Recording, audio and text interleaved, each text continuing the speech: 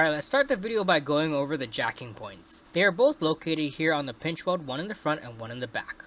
Alright guys, let's start the repair by opening the driver door and popping the hood. Once the hood's open, remove the oil cap and put it to the side so it's out of your way. With your Velar up in the air, if your Velar is equipped with an underbelly pan, remove the underbelly pan. Remove a bunch of 10mm bolts. Once the belly pan's removed, you'll see the oil pan. The oil pan's located in the front, the trans pan's located in the back. Using a 13mm socket or wrench, loosen the drain plug. Then remove it by hand, making sure to catch all the oil in the catch pan and not spilling like me. Let all the oil drain out. This should take at least a couple minutes. Once the oil starts trickling, it's about fully drained. Then reinstall the oil drain plug by hand first so that we don't cross thread the bolt. Once it's fully tightened by hand, finish it off with your ratchet or wrench. Next we'll take a can of brake clean and we'll spray down all that oil residue so that later on we won't mistake it as a leak. Make your way to the top of the car where you're going to remove the engine cover. Once we have the engine cover removed and put to the side, we can see the engine oil filter located right here. Here's a different view from the front.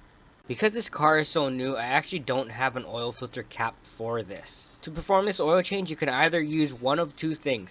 1, the oil filter cap, or 2, an oil filter claw. In this case, I was forced to use the oil filter claw. If you're like me and you don't have that specific oil filter cap, you may use the claw, but please be careful. If when removing the oil filter feels too tight, stop. This may crack the oil filter housing. If it does feel too tight, I highly recommend stopping and going out and just buying that specific oil filter cap. It should look something like this. Whether you're using the oil filter claw or the oil filter cap, use them to loosen the oil filter. Once it's loosened, remove it by hand. Then drain the oil. For this repair, we will be using the Mall Filter 37128. Separate the oil filter from the oil filter cap by pulling it. Using a pocket screwdriver or a pick, whatever you really have, remove the O-ring. Then put it to the side. Take your new oil filter O-ring and slide that bad boy on, making sure you put it in the same groove. Take your finger and dip it in some of that oil that's sitting at the bottom. Then lube up and oil that O-ring. The reason why we lube it up is so that when we install it, the O-ring doesn't go in dry and break. Take your new oil filter and drop that bad boy in. When you drop it in, make sure you push it in hard until you hear a snap. Now that the oil filter is lubed up, we're going to drop that in and we're going to tighten it down by hand first, just like the oil drain plug, for the same reason, to prevent cross-threading. Once it's tightened down by hand, finish off with your oil filter claw or your oil filter cap till it's snug.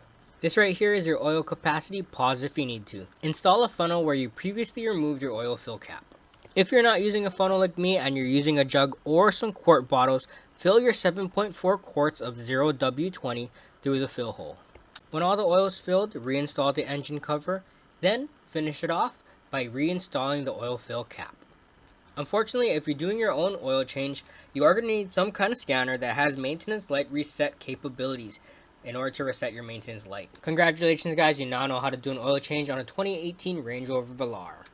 If you liked or found this video informative, please support me by smashing that like button and subscribing to my channel for more how-to and tool review videos. Also check me out on Instagram at ToolGuyY where I post daily. Thank you guys again for watching and I hope you guys have a wonderful day. Shoots!